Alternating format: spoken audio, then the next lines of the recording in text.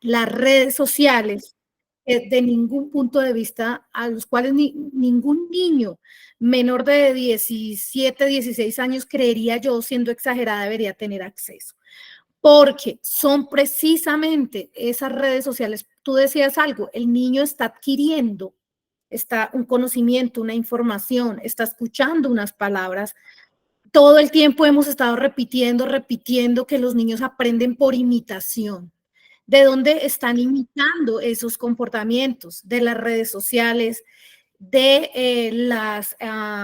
Netflix, de las películas de Disney, porque es que hoy en día no hay ningún programa ni medio de comunicación que no esté plagado de ideología de género. Y decías algo supremamente importante con el tema de si el niño, por ejemplo, está jugando con una muñeca, entonces, yo ya sospecho que es que es una niña atrapada en un cuerpo equivocado. Yo les decía ahorita de una noticia que salió hace muy poco, realmente esto es del mes de mayo y me gustaría mucho solamente dejarles aquí como la ventana para que ustedes la encuentren y la busquen en internet y la lean, porque hace un tiempo alguien me decía, es que, profe, yo hablando de estos temas, ¿no? Y me decían, profe, pero es que tú eres exagerada, eso no está pasando en Colombia, esto está pasando en otros países muy lejos de aquí, pero el proyecto de ley del que estamos hablando es de aquí, de Colombia, y se está transmitiendo, se está dialogando, está en ponencias y está tratando de ser aprobado acá en Colombia. Y si no estoy mal y me corriges, Anael, que tienes más conocimiento, es un proyecto que viene de otros países, porque aquí esto no es nuevo, o sea, esto no se lo inventaron los políticos colombianos.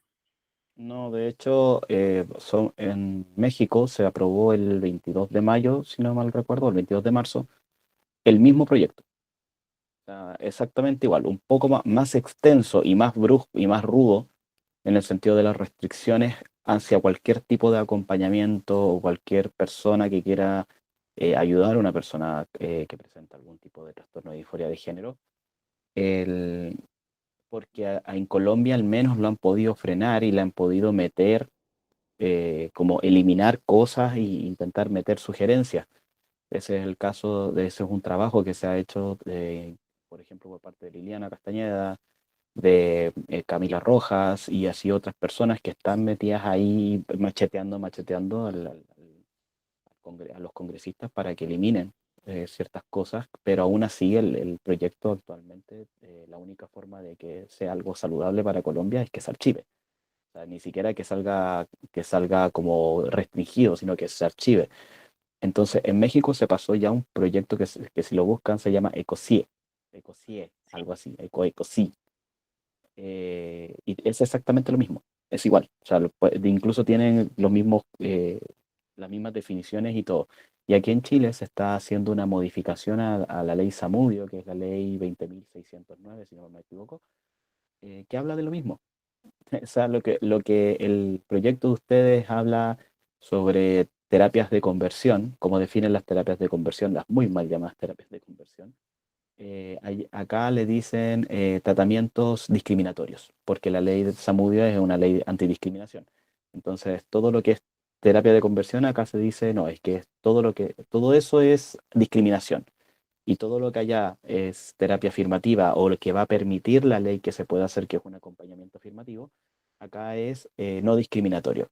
Entonces, para que vean que en todos los países, estamos hablando solamente de Chile, Colombia y México, pero en todos los países de alguna u otra forma están metiendo exactamente las mismas leyes, porque, como bien decías, acá nuestros políticos no son unos eruditos, ni son unos grandes estudiosos, es simplemente ellos meten proyectos de ley de acuerdo a quienes les pagan. Entonces, lamentablemente, a pesar de que somos los ciudadanos los que pagamos con nuestros impuestos sus sueldos, sus viajes, sus yates, sus carros, sus seguros post salir de ser políticos los pagan organizaciones internacionales que son las que se ven beneficiadas económicamente con todos estos tratamientos y todas estas leyes afirmativas que no permitan que puedan realmente ayudar a la salud y al bienestar de los niños. Y mira que por ahora el beneficio, pero el perjuicio a futuro, porque sé que países como Suecia tiene demandas en cantidad de personas que fueron sometidas a estas hormonizaciones, a estos bloqueadores de hormonas y todo el asunto, y ahora están demandando al Estado por todos los daños y perjuicios. Inclusive tengo entendido que en Estados Unidos ya se aceptó la primer demanda de una mujer que fue, como lo publiqué yo en mis redes sociales, una rata de laboratorio, porque lo que están haciendo con los niños alrededor del mundo es experimental.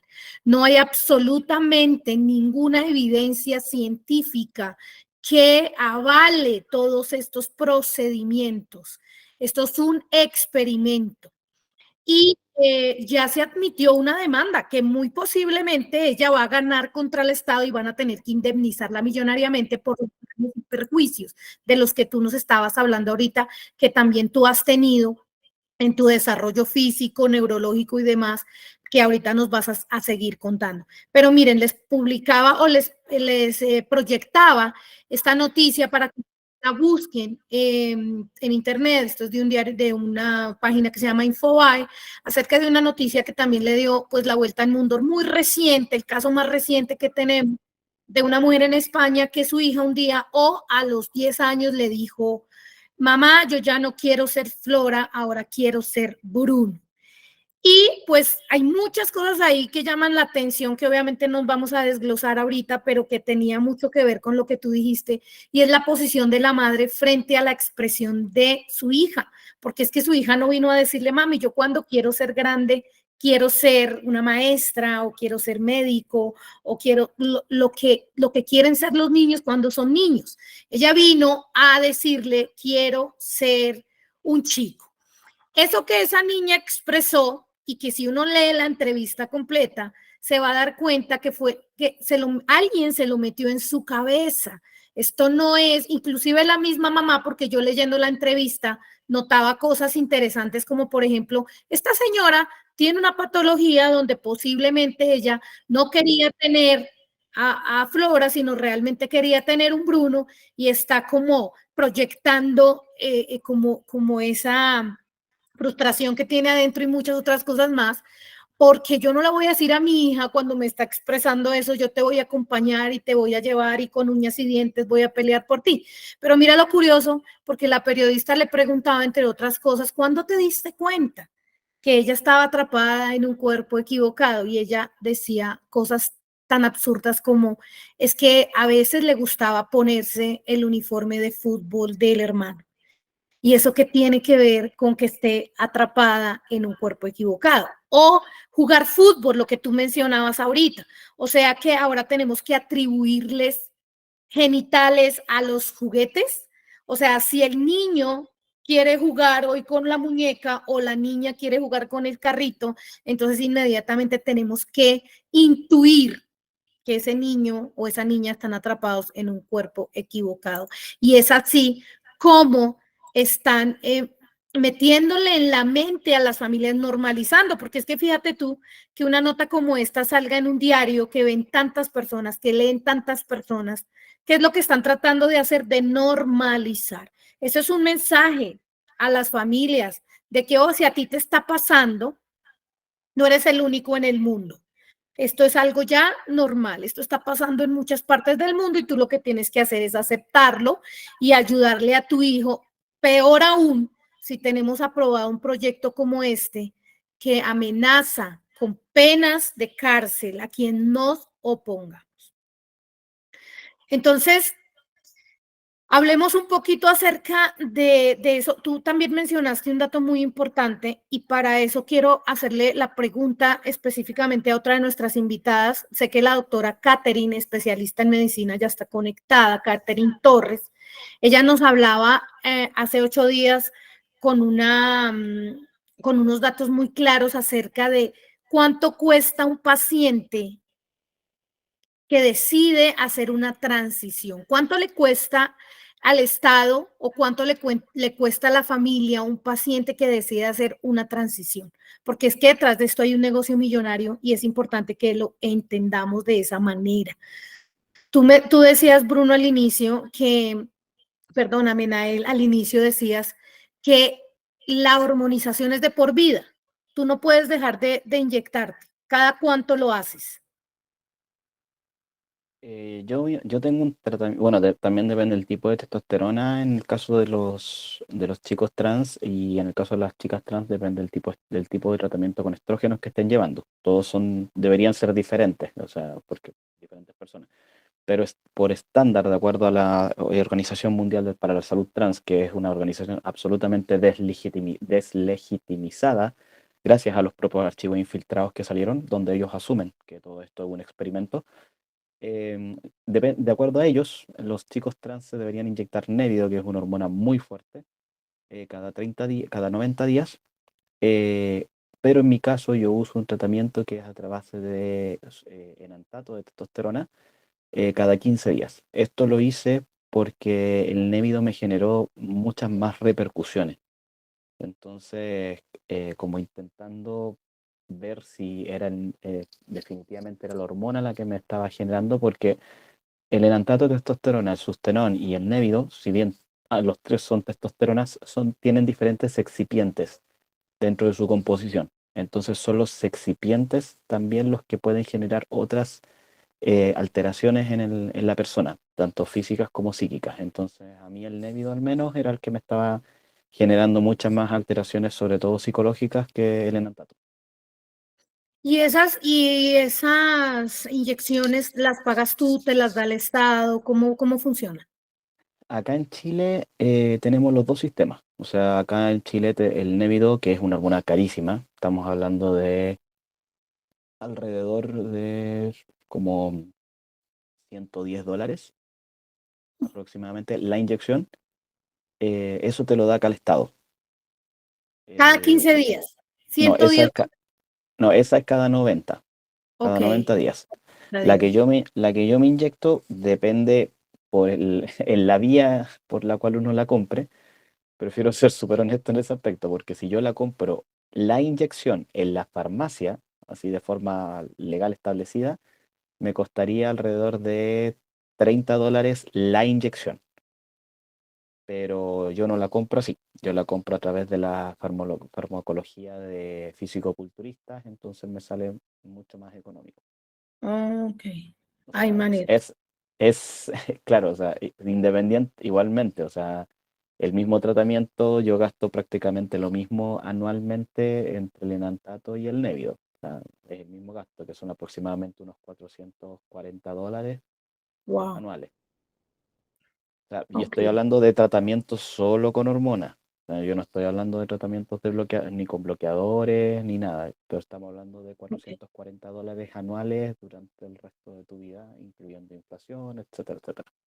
Eso de los bloqueadores lo vamos a hablar ya enseguida porque es bien, porque es que se inicia es ahí, ¿no? Ese es el inicio, los bloqueadores, antes de la hormonización. Mi doctora Catherine está por aquí.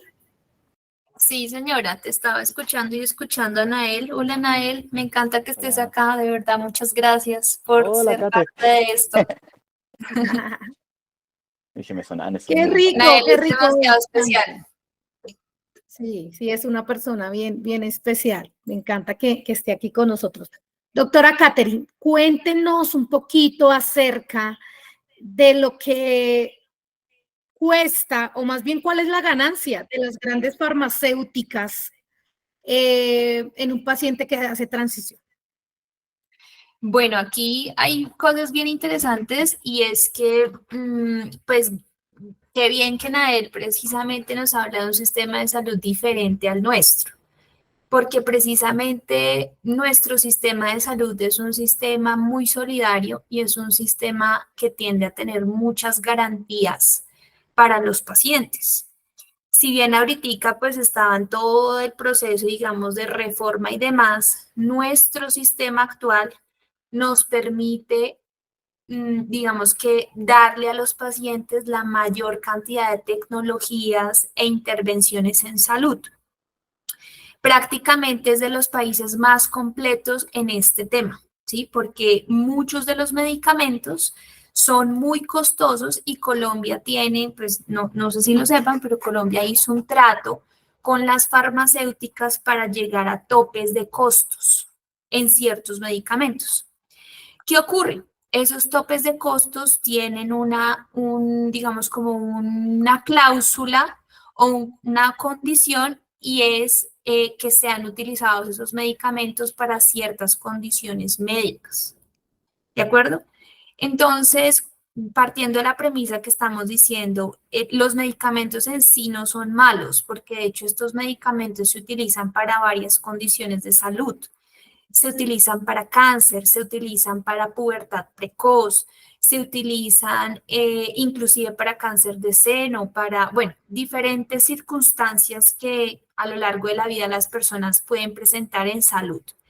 Pero ya haciendo, digamos, una lupa en que este medicamento se utilice específicamente para hacer una transición en un cuerpo sano, no está avalado de acuerdo a nuestra reglamentación en Colombia, ¿sí? Cada medicamento ustedes pueden verificar y dice, por ejemplo, acetaminofén es un analgésico, ¿sí? Es un antipirético, se utiliza para esto y en estas dosis está aprobado.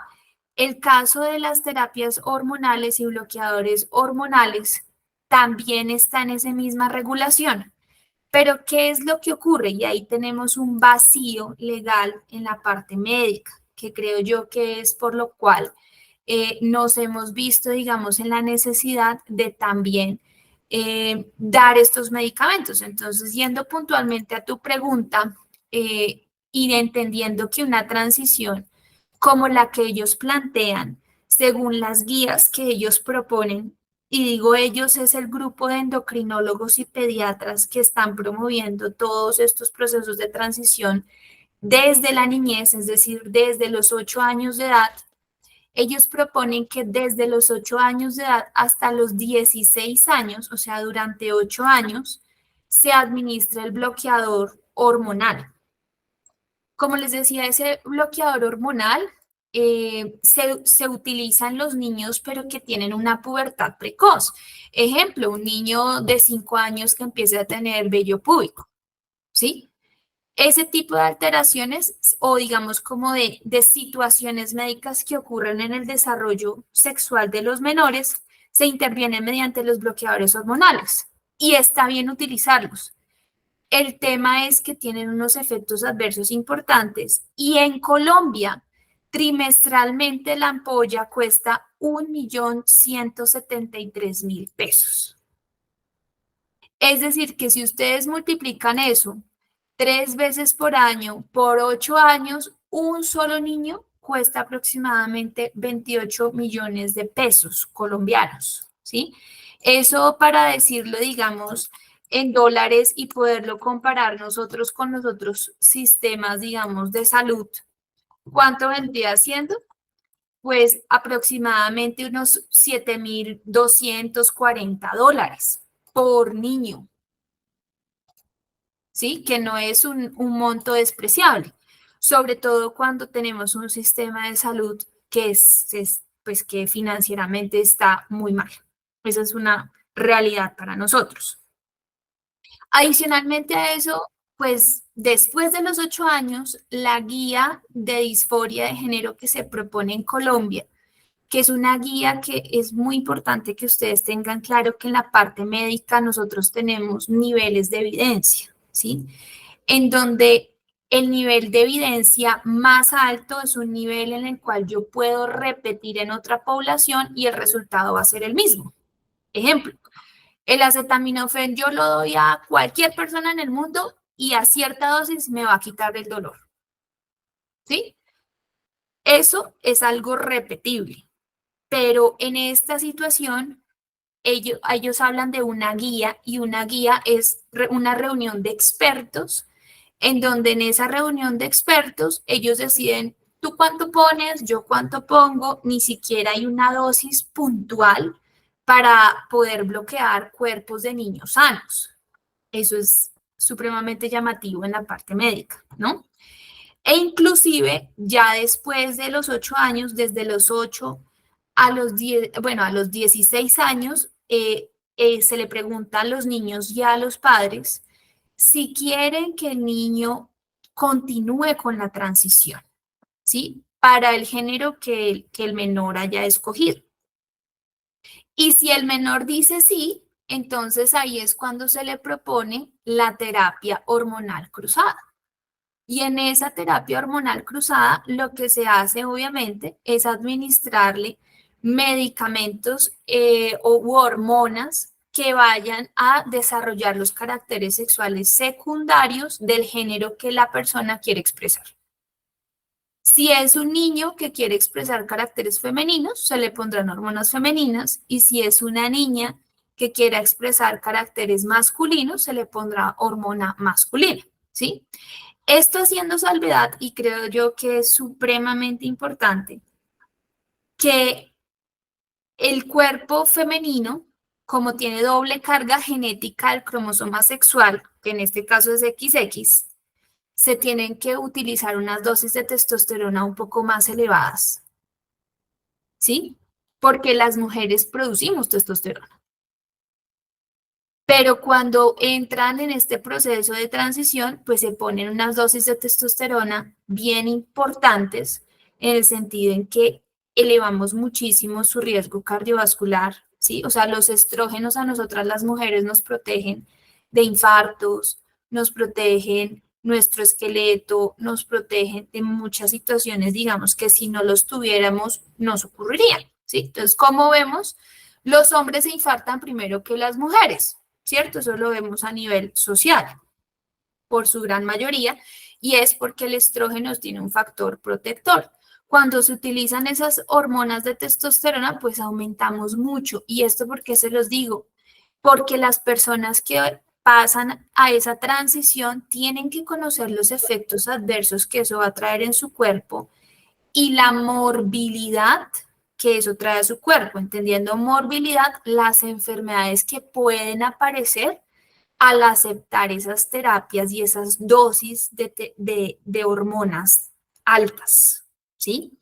Entonces, no solamente es el tema del corazón, es el tema de infartos cerebrales, es el tema de daño renal, es el tema de, pues también obviamente hay un efecto sobre el esqueleto, sobre el músculo, sobre la piel, sobre el cabello, sobre la voz, sobre todo el cuerpo, ¿sí? Y esto, digamos que haciendo una salvedad, es porque estas hormonas están diseñadas para afectar directamente el ADN. Es de las pocas hormonas que tienen un efecto directo hacia la transcripción del ADN, ¿sí? Y por ende son tan costosos. Entonces, fíjense que, por ejemplo, una persona, este tipo de hormonización también puede variar, como ahorita lo decían a él, o sea, dependiendo del tipo de medicamento que se escoja para utilizar, pero una hormonización mensual puede costar entre 800.000 pesos a 2.400.000 por persona. ¿Y por qué les hago referencia a esto? Porque cuando aumentamos nosotros la carga de enfermedad, que es la morbilidad en las personas, les reducimos la expectativa de vida. Eso es una realidad. Y es algo que nosotros estamos tratando de exponer porque es que el costo de expresar un género puede ser disminuir años de vida. De hecho, lo es. Y de hecho, perdóname que te interrumpa, Catherine, de hecho, mira con lo que tú estás diciendo y lo contradictorio, porque dentro de los principios orientadores de este proyecto, específicamente voy a leer un párrafo que hace parte del artículo 2, dice: derechos de los niños, niñas y adolescentes, el principio de interés superior de los niños, consagrado en el artículo 44 de la Constitución Política, implica reconocer a su favor un trato preferente y obliga a la familia y a la sociedad del Estado a respetar y garantizar el desarrollo armónico e integral. Fíjate tú, ¿qué tiene que ver esto? La contradicción tan tremenda. Si yo, como maestra, como mamá, como abuela, tú como médico, cada persona desde su rol tiene la obligación de proteger y garantizar el desarrollo armónico e integral. ¿Qué tiene que ver con esto? O sea, todo lo que tú estás contando, los daños a los que están siendo sometidos y que, dicho sea de paso, son irreversibles, ¿verdad? Sí, son irreversibles porque digamos que ya hay, cuando las personas se exponen a varios años de estas hormonas, llega un punto donde quitar la hormona es peor que seguirla poniendo, ¿sí? Y en eso también yo quería, perdóname, te interrumpo nuevamente, quería preguntarle a Anael, ¿cuál ha sido los daños que has tenido durante todos estos años que tú dices, qué pasa si tú dejas ahorita de hormonizarte? ¿Cuáles son esos daños a los que te ves abocado más grandes en este momento? Mira, a ver, yo gracias a Dios no he tenido mayores repercusiones fuertes, por así decirlo. O sea, en el sentido de que hay casos, por ejemplo, de mi amiga Karen que anda por ahí, saludo a Karen, que ella sí ha tenido repercusiones de salud súper fuertes, muy graves, y eso que ella tuvo como 7 años más o menos de hormonización en testosterona. Yo las repercusiones como más complejas que tengo son más que nada, sobre todo psicológicas, al menos a mi ver. O sea, no sé cómo lo verán otras personas, porque también sufro de jaquecas constantes. O sea, yo me levanto con dolores de cabeza que a otras personas quizás las dejarían inválidas, por así decirlo, durante todo el día. Entonces yo tengo que estar constantemente comprando medicamentos para esa jaqueca en particular, pero son medicamentos también bastante caros. O sea, una pastilla me cuesta $10, ¿verdad? Y a veces tengo que tomarme 2 pastillas al día, estoy tomando pastillas durante toda la semana, entonces suma la semana, suma el mes, y eso continuo. Eh, Psicológicos en temas de, por ejemplo, el hecho de que, y esto quizás para cualquier persona sonará súper burdo, pero cuando estamos hablando de personas que tenemos ya un tema con el aspecto físico, son más pesadas las cosas a nivel de peso psicológico. Entonces, por ejemplo, a mí me cuesta mucho, gracias a la testosterona, a los años de Névido, bajar de peso. Para mí es una pelea, una guerra el tema del peso, independiente de que yo haga dieta, haga ejercicio, me cuesta muchísimo bajar de peso y eso me repercute psicológicamente en mantener un estado anímico muy bajo. O sea, yo de verdad es algo que a mí me afecta mucho en el estado anímico, y eso también repercute a nivel de tiempo en temas depresivos. Eh, Quizás Catherine maneje mucho más el tema o pueda explayarse mucho más al respecto, pero el hecho de ese como constante que haces cosas y no resulta, y no resulta, y no resulta, y pega fuerte. Otro golpe fuerte que tuve fue cuando ya tuve que asumir la alopecia. O sea, hasta el último instante estuve así como que no, si me crece el pelo, vamos que se puede, usando medicaciones para variar, para que me creciera el pelo y todo, pero sí fue un golpe bien fuerte y una caída depresiva bastante dura el ya decir, sabéis que ya... De hecho, de hecho grabé ese video y lo tengo en Instagram, porque fue un momento que para mí particularmente fue bastante duro, a pesar de que alguien pueda decir, ah, si cualquiera se pela. Sí, pero cuando sabes que ya el pelo no te va a crecer, igual afecta. Insisto, estamos hablando de una persona que tiene un trastorno con el tema de su visual frente al espejo. No es como el Santiago, que es mi partner, él siempre hace una alusión bastante, que yo la encuentro muy acertada, que es hacer una comparativa entre lo que es la disforia de género y lo que es un obeso mórbido. Tenemos, o una persona con bulimia. Tenemos un problema con respecto a nuestra imagen frente al espejo. Entonces, eso nos lleva a tomar decisiones que a veces esas decisiones pueden ser bastante malas. Eh, Sí. Otras cosas que he visto o que he sentido, pero que no he podido como llevarlo a exámenes médicos, es, por ejemplo, las arritmias, porque me dan de nada, o sea, de nada, que se siente como es una sensación muy rara, porque es como que de repente de la nada sientes como que te saltaste un latido. Es como una sensación muy extraña en el pecho. Eh, También, no sé, se te acelera muy rápido el corazón cuando estás haciendo cardio. De hecho, yo los cardios que hago son caminatas. por caminata rápida, no troto, no hago un cardio muy fuerte, por lo mismo, porque me ahogo muy rápido, el corazón se me empieza a acelerar muchísimo, y eso que a mí me gusta el deporte. Entonces, no sé si ya eso será directamente ya por tema de testosterona. Supongo que sí, porque yo siempre tuve una muy buena salud en todo el aspecto, en todo el sentido. También he estado muy cerca, sí, pero sí, ahí con el tema de la, ¿cómo se llama? Cuando tienes grasa, como mucha grasa en la... Dislipidemia, ¿Cuál? colesterol, Sí, dislipidemia. el colesterol. El colesterol de repente se me empezó a subir demasiado y lo he visto en muchos chicos trans que les pasa también.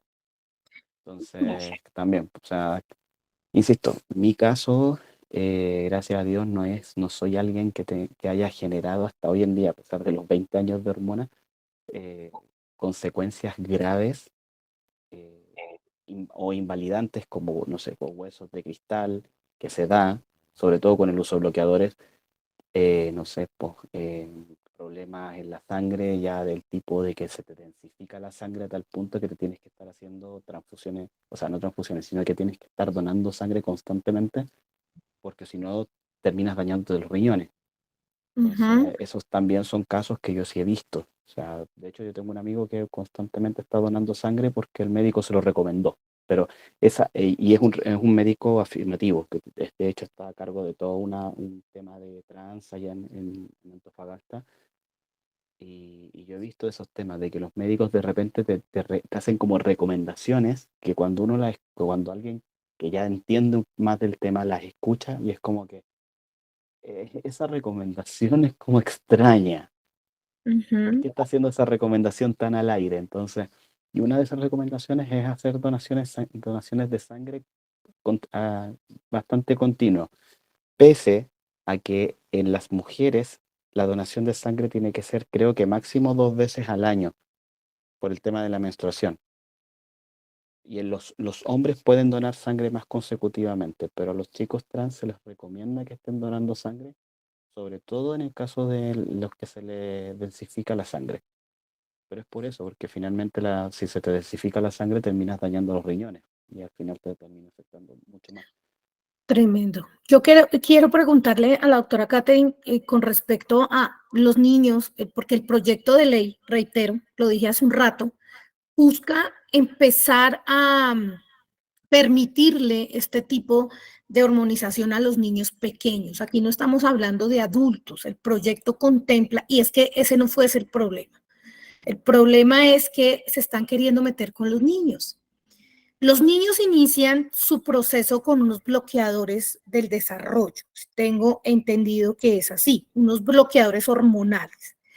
Es como biológicamente estamos diseñados para que a cierta edad, y tú nos dirás mejor el proceso, a cierta edad el cerebro manda unos mensajes al cuerpo de desarrollo, ¿no? Del desarrollo de los genitales, aparece el vello púbico, la voz y todo esto que viene acompañado. El trabajo de esos bloqueadores es darle una contraorden al cerebro, cómo operan y cuáles son las consecuencias de esos bloqueadores hormonales a mediano, corto y largo plazo. Bueno, esa pregunta, pues es una pregunta que tendría que explicarte varias cosas, pero digamos que voy a tratar de hacerlo como lo más breve posible para efectos de la reunión. Nosotros cuando empezamos, cuando nosotros nacemos, y es que desde ahí empieza todo, es más, el desarrollo sexual inicia desde que estamos en el vientre materno y creo que eso es algo que de pronto muchas veces obviamos, ¿sí? Sobre todo en nosotras las mujeres.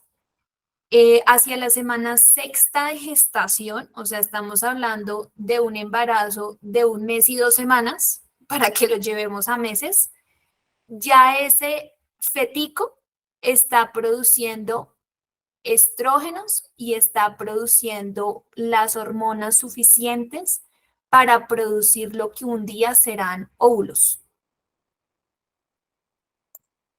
Para que entendamos, digamos, que esto es de un tema genético, ¿no? O sea, porque lo que hemos hablado, el sexo es genético. Perdóname, Los varones tienen un cromosoma Y, ¿sí? Y este cromosoma Y lo que hace es que hace un bloqueo natural para que los estrógenos no desarrollen óvulos, sino que empiecen a desarrollar espermatozoides en la semana 8 de gestación.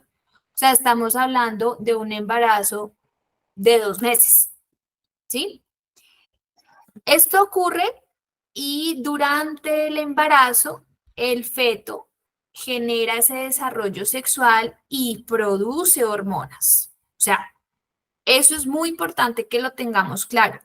Desde que nosotros tenemos vida, producimos hormonas porque es que eso hace parte de nuestra biología, ¿sí? ¿Qué ocurre? Que los niveles de hormonas a lo largo de la vida van cambiando. Y esos niveles hormonales, al cambiar, generan lo que nosotros conocemos como desarrollo sexual o caracteres sexuales, ¿sí? Pero todos los niños, niños y niñas también producen hormonas de testosterona y hormonas de estrógenos.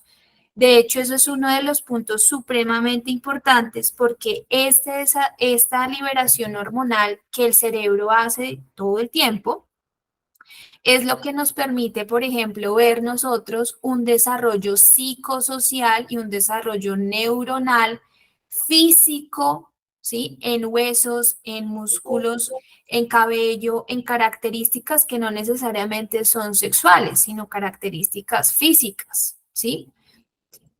Y que esto es, ligado directamente a la liberación hormonal. Pero cuando nosotros llegamos, que fue lo que tocaste ahorita, al punto, hay unas edades entre los 8 a los 12 años, que es cuando empezamos a tener un desarrollo sexual, digamos, de acuerdo a las escalas médicas, eso se llama una escala Tanner. Tenemos 4, digamos, niveles de desarrollo, en donde el nivel máximo va a ser el desarrollo completo que nos va a permitir reproducirnos, ¿sí? O sea, el desarrollo sexual tiene la finalidad de reproducirnos como especie y por ende tiene que haber un desarrollo de las células sexuales para que nosotros podamos reproducirnos. Esas células sexuales, ¿cuáles son? Óvulo y espermatozoide, ¿cierto? El bloqueador hormonal lo que hace directamente es que bloquea esos pulsos, porque haz de cuenta empiezan a ocurrir como espigas y niveles un poco más altos desde los 8 años de edad, tanto en varones como en mujeres, para poder llevar a esa maduración celular sexual. Cuando ya nosotros lo que vemos, digamos, es unos senos, un desarrollo genital, es porque ya han ocurrido muchos picos sexuales dentro del cuerpo. Esos picos sexuales, lo que hace este medicamento es que los bloquea directamente, los hace mantenerse bajos. ¿Y por qué les decía que estos medicamentos se utilizaban precisamente para el cáncer? Es porque hay cánceres que son susceptibles a las hormonas y se desarrollan, es decir, hacen muchas copias celulares gracias al flujo hormonal. Entonces acá el bloqueador lo que en realidad hace es diciéndole, no es el tiempo en que desarrollemos células sexuales, dejémoslo para otro momento, ¿sí? Eso es lo que hace el bloqueador, es decir, que prácticamente haz de cuenta como si fuera como dormir el cuerpo en la parte del desarrollo sexual, pero inicialmente de las células sexuales.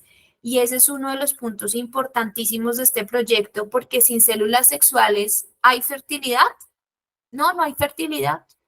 Entonces, si yo bloqueo a un niño en el desarrollo de sus células sexuales, no solamente le estoy bloqueando su desarrollo completo de expresión secundaria sexual, sino estoy quitándole la fertilidad a esa persona, ¿sí? Y estoy afectando sus derechos reproductivos a largo plazo. es mentira lo que nos han dicho. Ah, no, es que podemos congelar, por ejemplo, las células. Se puede hacer hasta cierto punto en las mujeres niñas, pero en los varones no, por la forma en la que el espermatozoide se desarrolla. ¿Sí? Entonces, fertilidad absoluta en ese sentido. Infertilidad. Y mira lo contradictorio también del proyecto, porque yo leo también, textualmente estoy contándoles aquí un apartado que dice identidad de género, autopercepción y manifestación personal del propio género, es la identificación y el reconocimiento propio independiente del sexo que represente el aparato sexual reproductor asignado o el género asignado al nacer. Fíjate, y tú lo decías ahorita, hombre, en el vientre materno ya se sabe si es un niño o una niña, pero este proyecto de ley dice que se le asigna al nacer, es tanto como si nos lo entregan y nos preguntan qué quieres que sea, niño o niña, traigan el aparato reproductor y se lo pegamos ahí de acuerdo a nuestra preferencia. Yo De quiero hecho, hacerle una eso que pregunta. acabas tú de decir, y perdón, profe, te interrumpo porque Tranquila, me hiciste tranquila, no hay acordar de problema. cómo empezó esto. Y Sí. es que el caso fue conocido, ustedes lo pueden buscar en la historia, eso ocurrió en Canadá, y fue precisamente que nacieron dos varones, pero uno de ellos, bueno, los llevaron a circuncisión porque Sí. el niño tenía una enfermedad y era que el prepucio se le había quedado adherido al pene, entonces se infectaba, tenía varios temas de infección urinaria, dolor, molestia. En el momento de la circuncisión, al niño le amputaron el pene porque Uh-huh. se le sobreinfectó y le pasó una desgracia. Como era tan pequeño, los médicos le proponen a los padres, bueno, pues como ya no tiene pene, pues digamos, cambiémosle el nombre y digámosle que es niña. El niño creció así, creyendo que era una mujer, porque le hicieron labios, le hicieron creer que era una mujer, ¿sí?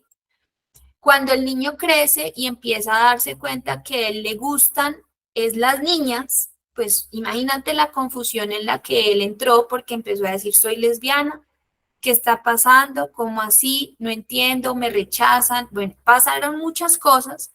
A la final, el muchacho, la psicóloga que los había tratado desde que les había ocurrido ese accidente, les aconseja a los padres de familia, tienen que decirle la verdad. Y cuando ellos le dicen la verdad, pues él obviamente entra en una crisis de identidad, un tema psicológico muy, muy fuerte, a tal punto que él a los 35 años decide suicidarse. ¿Sí? Entonces, lo que estos casos no podemos, o sea, tenemos que también ver el pasado y ver desde dónde nacen estas cosas. Las terapias de afirmación y las terapias trans nacieron a partir de los casos de los niños que nacían con un sexo indeterminado, de niños que nacían con alteraciones genéticas en sus cromosomas sexuales y que no expresaban adecuadamente sus caracteres sexuales, ¿sí? Varios síndromes genéticos que hay, síndrome Turner, síndrome Klinefelter, bueno, entre muchos otros. Pero por eso la medicina propuso el tema de hacer terapias de terapia hormonal cruzada y bloqueadores hormonales y demás, ¿sí? O sea, resolviendo condiciones médicas, pero no para dañar cuerpos sanos. Y eso es lo que nosotros en este momento estamos levantando la voz, ¿sí? Correcto, correcto. Y quiero con eso también hacerle una pregunta a otra de nuestras invitadas que está en la transmisión, que es la doctora Liliana, especialista en neurodesarrollo, porque lo que la doctora Catherine nos explica tan claramente me lleva también a pensar en el tema del desarrollo. ¿Por qué un niño, doctora Liliana, por qué un niño Ajá.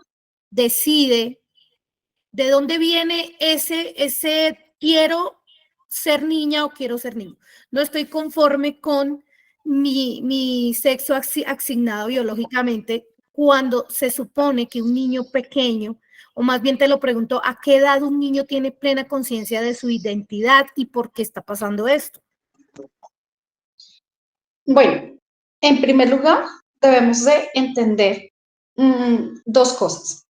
La construcción de la identidad viene de dos factores. Uno, un factor biológico, como lo estaba mencionando Catherine, la doctora Catherine anteriormente, que no podemos obviar.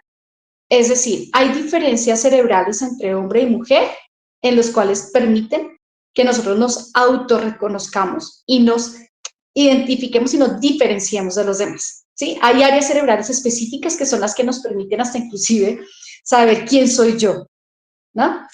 Entonces, partiendo de allí y partiendo desde la concepción, que es un periodo importante, que es importante este primer trimestre de gestación porque se forma el cerebro y antes de que se forme el sistema nervioso central, acá quiero como hacer esta acotación, antes de que se forme este cerebro como tal, primero se forman esas células gonadales, o sea, ¿qué quiere decir? Esos órganos, los testículos y los ovarios se forman para luego dar paso a la formación del sistema nervioso central, o sea, dar paso al sistema del desarrollo cerebral.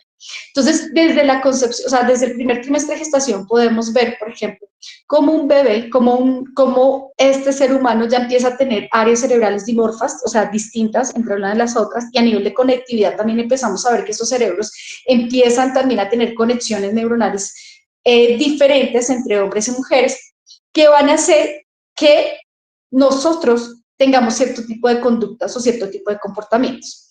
Por ejemplo, cuando vemos a un bebé recién nacido, en varios estudios que se han realizado a nivel de neurociencia, podemos ver que los niños, o sea, los varoncitos, tienen más preferencia a mirar objetos y las niñas tienen mayor preferencia a mirar rostros humanos.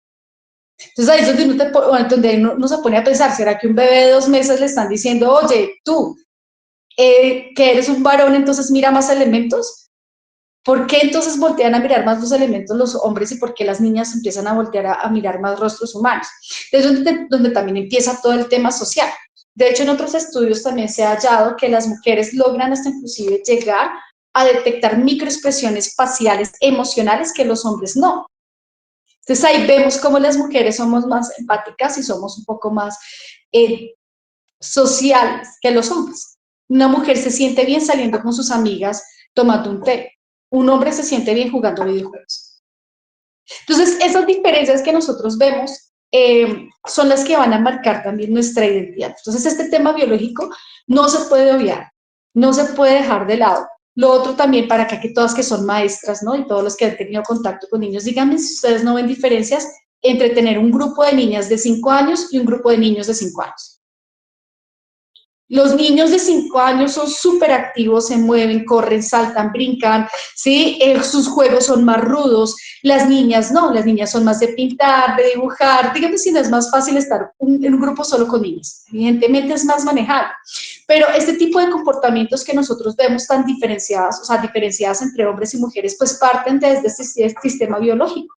La testosterona, ¿no? Como también le mencionaba la doctora Catherine. Entonces, la construcción de la identidad parte de cómo nosotros funcionamos en términos cerebrales, pero también hay otra parte importante y es el tema social. Yo siempre he dicho una cosa, o sea, es lo que se denomina la epigenética, y aquí voy a decir algo que siempre menciono cuando hablo del tema, y es que es una relación simbiótica. Es decir, tanto lo social como lo biológico se construyen entre los dos, pero no se pueden separar, que ese fue el gran error, ese ha sido el gran error que hemos visto hoy en día bajo la teoría de John Money, de este psicólogo, que fue el precursor. De hecho, cuando ahorita la doctora estaba mencionando el caso de David Rembier, el chico que a la final hicieron una vaginoplastia y lo empezaron a armonizar. Este caso fue dirigido directamente por el doctor Money, que de hecho él fue el autor de esta teoría, ¿no? De que tú podrías definitivamente dejar a un lado la biología y solamente centrarte en lo social, que no se puede separar. Por eso digo que es una relación simbiótica, dependen el uno del otro. Lo biológico depende del entorno y el entorno depende de lo biológico, pero no podemos hacer esa división. Entonces, claro, si hay un entorno social que es el que también empieza a mediar en temas de quién soy yo, ¿no? o sea, quién es el que me da mi identidad, pues también parte de los que me dan mi identidad van a ser mis padres, van a ser las personas que rodean al niño, van a ser las personas que están, sí, amigos, familiares, sí, son los que van a permitir construir la identidad y poder llegar a hacer esa construcción del yo. Pero este yo también, como les digo, este yo viene de un cerebro. Sí, yo quiero como hacer esta acotación porque es que, ¿qué pasa? Voy a decir, una de las cosas más graves que nosotros tenemos es que hemos separado lo que somos del cerebro, hemos separado la mente del cerebro. ¿Sí? Decimos como, no, pero esto no hace parte, esto no es cerebral. Les voy a decir lo que alguna vez una terapeuta me dijo, esto no es cerebral, y yo, todo pasa por el cerebro, entonces no podemos obviar lo que realmente está pasando, ¿sí? Internamente, y cómo esto viene también construido desde lo social. Entonces, un niño construye la identidad por su entorno, pero también la construye bajo sus parámetros biológicos. Entonces, si vemos, por ejemplo, niños de 9 años, 10 años, son niños que no quieren estar con niñas. Y uno las ve que solamente quieren jugar entre ellos. Cuando son más chiquitos no importa, tienen amigos y amigas. Pero empiezan a crecer, entonces ellos empiezan a aislarse de las niñas porque ellos necesitan de alguna u otra manera estar con otros niños para poder sentar su base de la masculinidad, y las niñas necesitan estar con otras niñas para sentar sus bases de la feminidad.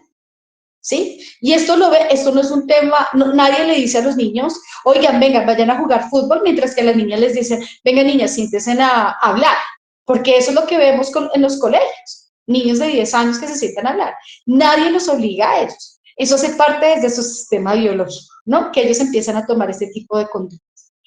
Entonces, claro, si nosotros estamos diciéndole a un niño de 5 o 6 años, que tú puedes elegir si quieres ser niña o quieres ser niño, pues empiezan a tener cierta confusión. Y empieza a haber esa dicotomía, como ese conflicto entre quién soy yo en términos biológicos, quién me veo, que también eso es un tema complejo, porque pues si eres un niño tienes unas características físicas evidentes, ¿no? O sea, soy un niño, me veo así, existen las niñas, se ven distintas, y tu cerebro te está diciendo que eres diferente, ¿sí? Y hasta inclusive, es que no quiero andar de áreas cerebrales, pero por ejemplo, hay un área cerebral específica en el cerebro, ¿no? Que se encuentra en el lóbulo temporal, ¿no? En nivel mucho más basal, como más abajito, en donde esta área cerebral me dice si lo que estoy viendo es un hombre o una mujer.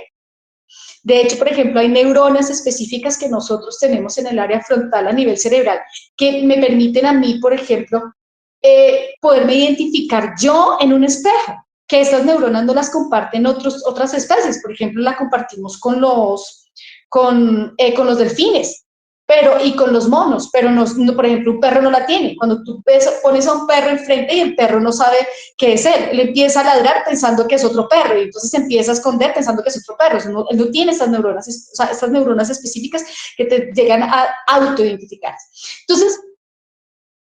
Entonces, realmente, pues nosotros tenemos que tener en cuenta que pues si bien lo social en este momento ha sido muy complejo, porque desde los medios de comunicación le han traído confusión a los niños, a los adolescentes, porque les han hecho creer que pueden elegir algo que no pueden hacer.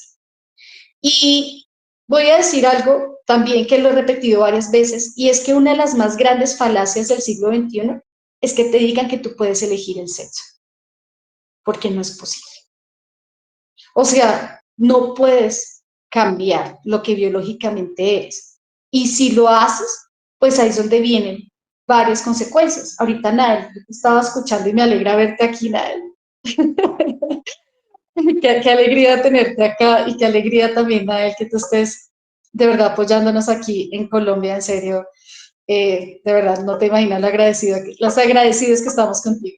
Pero por ejemplo, ahorita escuchando a Nael, que Nael estaba mencionando sobre su depresión, que estaba mencionando sobre sus jaquecas continuas, pues esto también hace parte de que él, pues, de alguna otra manera está usando hormonas contrarias a lo que es biológicamente, porque es que o sea, no voy a ahondar mucho, voy a ser muy breve, pero por ejemplo, en el momento en el que se desarrollan estos órganos sexuales, Y como les mencionaba anteriormente, primero se nos desarrollan estas células gonadales y luego damos paso al desarrollo del sistema nervioso central, pues estas también cumplen unas funciones. La testosterona en el cerebro masculino cumple la función de neuroprotector, se llaman los factores neurotróficos, que son estos que nos permiten mantener el sistema neuronal bien, mantenerlo sano, mantenerlo cómodo. ¿Qué pasa, por ejemplo? Y en las mujeres se requieren los estrógenos y la progesterona. Digamos que en temas de protección es más la progesterona. Pero ¿qué pasa, por ejemplo, en un cerebro en donde no tiene la cantidad de hormonas, ¿no?, naturales? Pues vemos, por ejemplo, en el caso como Nael, que tiene depresión porque afectó directamente el sistema serotoninérgico. O vemos, por ejemplo, también como Nael, que presenta esas frecuentes jaquecas, ¿no? Que ya después me gustaría hablar contigo, Nael, de todo este tema y verlo desde la neuro. Entonces, pienso que es muy importante tener en cuenta esto, que no podemos separar las dos. No podemos separar las dos. Una Qué cosa, buena explicación. Adelante, Nael, adelante. una cosita ahora que me acordé, ya que estaba hablando la experta. También nos pasa a varios, no solamente en mi caso personal, sino que a muchas personas trans que conozco, tenemos serios problemas con el tema de la memoria. Se nos va mucho por ejemplo, y me pasa, a Sí. veces me da mucha pena cuando estoy hablando con personas o dando, por ejemplo, conversaciones así grupales, de que se me va el hilo. Pero Sí, yo decía Nael. ya que tiene que ser algo mío, no sé, pero conozco ya muchas personas trans. ¿Qué les pasa? Sí, lo que pasa es que te cuento que nosotros tenemos un área cerebral que se llama el hipocampo. Esta área cerebral se encuentra al interior, o sea, es como más al centro de la cabeza, ¿no? En el lóbulo temporal, más adéntrico. Las áreas mediales del cerebro, y esta área es la que se encarga de esos procesos de memoria. Entonces, ¿qué pasa? Y voy a hacer, digamos que esta acotación más para los cerebros femeninos. Nosotras, las mujeres, tenemos esta área cerebral mucho más grande que los hombres, ¿no? Esta es una de las áreas dimorfas. Entonces, por ejemplo, en el caso que lo que te pasa, Nael, es que para que haya una buena conectividad neuronal en esta área cerebral, se requieren de los estrógenos en la mujer. Entonces, cuando no hay suficientes estrógenos, pues esta conectividad neuronal se va a reducir y se va a empobrecer. Tanto así que empieza a haber muerte neuronal, ¿no? Y en esto empieza a haber afección de memoria. Entonces, aquí en este caso hay un tema muy delicado en el asunto, y es, no sé si ustedes me escucharon hablar en el Congreso, que esto también genera problemas de aprendizaje. Porque es que la memoria hace parte de ese proceso de aprender. Pero también, por ejemplo, tomar decisiones se va a volver más difícil. Por eso, hasta inclusive la velocidad del procesamiento de la información va a ser más lenta, ¿no? No sé si ha pasado que a veces toca repetirles muchas veces lo mismo para que lo puedan entender. Entonces, pues eso es un caso complejo y es un caso que no se menciona y que es lo más triste de todo. Porque nosotros estamos hechos para que naturalmente funcionemos de alguna manera. Y es muy triste ver casos como el de Nael, como el de Santiago y el de varias personas trans, que la verdad lo digo de corazón, duele verlos que no les hayan dicho nada al respecto y que pues simplemente bajo el parámetro de un negocio, ¿no? O por la permisividad excesiva, porque eso también es un tema social. Nosotros somos una sociedad permisiva, somos una sociedad que admite todo, una sociedad que valida todo. Realmente es muy triste que no les hayan mencionado esto. Entonces creo que sí es muy importante, pues es muy importante tener en cuenta esto. Gracias. ¿Puedo responder una de las preguntas que salió por ahí? ¿No se escucha ella? ¿O soy yo? Yo tenía el micrófono. Ya vamos a ir con las preguntas para ir cerrando. Lo que decía la doctora Liliana, muchas gracias por la intervención. Qué valiosos estos espacios precisamente para poner sobre alerta, sobre aviso a la gente. No podemos estar con los ojos vendados y los oídos tapados, creyendo que es que estamos paranoicos, ¿no? Estamos, mejor dicho, aquí, que ya vemos monstruos por todo lo que está pasando. Y hay que advertirle a las personas, porque Liliana decía, Nael nadie le dijo, otras personas nadie les dijo, hoy nos están diciendo a nosotros qué vamos a hacer nosotros con lo que estamos escuchando y con lo que nos están diciendo. Personas que saben por sus estudios, por su campo, por sus experiencias, personas como Nael que nos hablan a través de su experiencia personal. Quiero decirte, Nael, como para ir cerrando de una vez, porque hay varias preguntas para responderlas.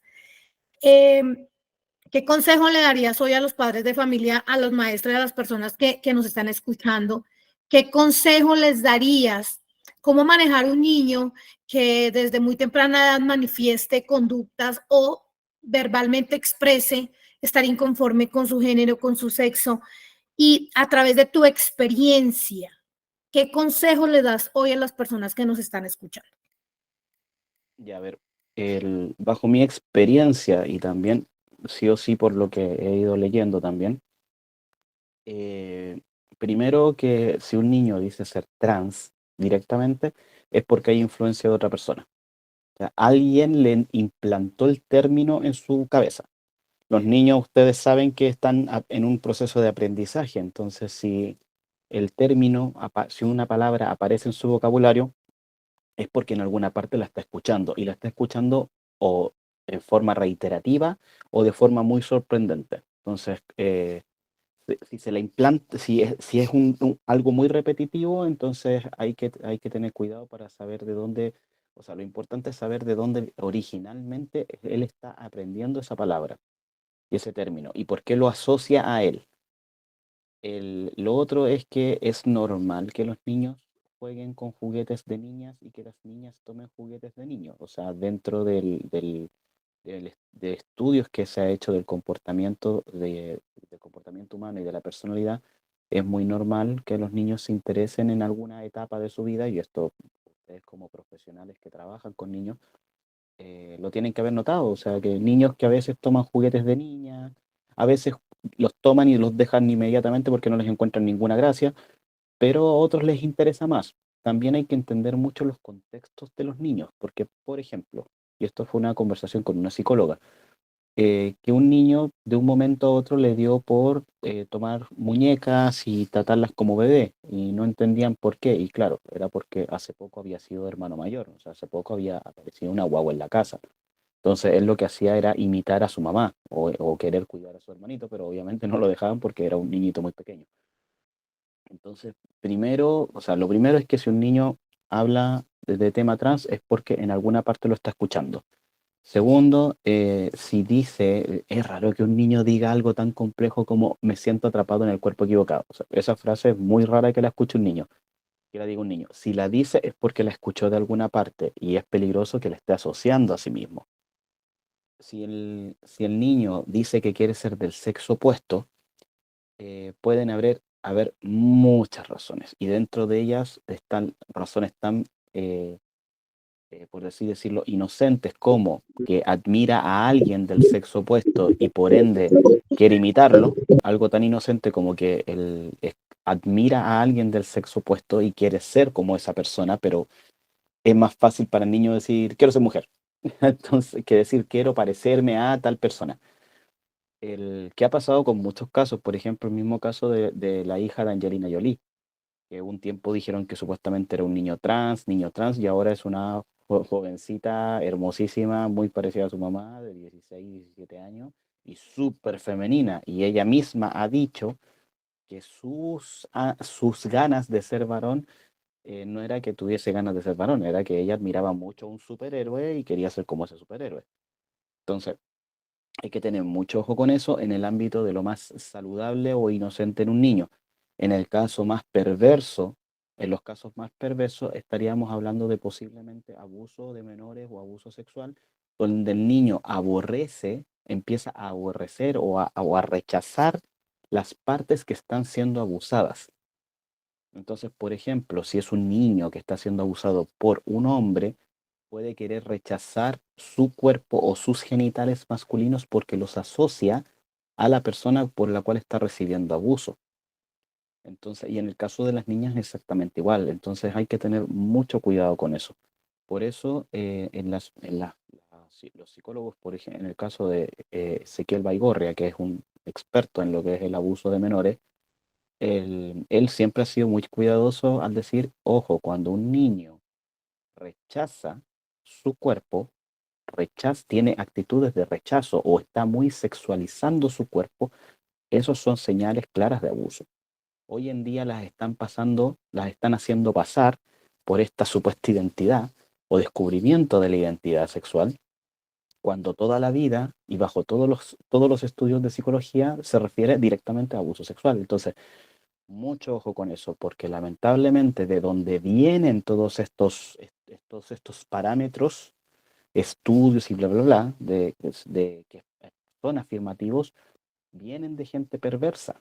Las bases de la ideología de género, por ejemplo, el mismo caso de John Money que mencionaba Catherine y Liliana, él era un pervertido, él era un pedófilo. John Money y así todos los que han pasado dentro de la cadena de la ideología transgenerista han sido pedófilos. Entonces, ojo con eso. Por eso es que hay que cuidar y sobreproteger a los niños de esta ideología perversa. Así que eso es como el mejor consejo que les puedo dar a todos los que son profesores, padres. Tengan mucho ojo cuando los niños están teniendo esta actitud. Sobre todo en el caso de los papás. Por ejemplo, el caso que mencionaba de Bruno, del caso de Flora, que ahora es Bruno, en el momento que él dijo, no, yo quiero ser niño, quiero que me llames Bruno. En total, mi profesor de música me llama Bruno y en el colegio me llaman Bruno. Y es como que la mamá recién se viene enterando que a su hija la llamaban Bruno en el colegio. Entonces, no sabe, ni siquiera le importó enterarse desde cuándo le estaban metiendo en la cabeza a su hija de que era hombre. Así que, cuidado con eso. Ok. Bien, y mira que lo que acabas de decir me lleva también a responder inclusive una de las preguntas que tenía en el chat. Liliana dice, ¿qué vamos a hacer para detener esto? Hay varias cosas que podemos hacer. Lo primero que tenemos que hacer por obligación es informarnos. Por eso estamos hoy acá. Y por eso vamos a seguir transmitiendo. Yo les invito a todos los que están presentes, que no nos siguen todavía en nuestras redes sociales, las redes sociales de Azcapé y Guardianes de la Niñez. Inclusive vamos a empezar a seguir también a Nael. Nael, creo que estás en Instagram como @NaelCondel, si quieres colocar en el chat para que empecemos a seguir a Nael también. Hay que enterarse de fuentes que realmente tienen sustentos, tanto biológicos, científicos, políticos y demás, para estar enterados. Nosotros desde la asociación, ustedes como padres desde sus casas, miren papás, maestros, personas que están conectadas, no es tiempo de dormir. No es tiempo de hacernos como que esto no estuviera pasando, porque yo les voy a decir algo y no quiero que me vean como, ay, esta profe tan fatalista. Pueda que este proyecto de ley se hunda, que le estamos pidiendo a Dios que así sea, pero la cosa no va a parar ahí. Colombia hace parte de una agenda globalista, porque y de hecho Naildo comentaba ahorita, los gobiernos y quien nos dirige en Colombia y en muchos otros países simplemente son títeres de una agenda globalista. Entérense, por favor. Mil gracias a todos. Un abrazo, Nael, un abrazo. Estamos en contacto. Muchas gracias por todo. Sí, con mucho gusto, pues, para ahí me avisan cualquier cosa.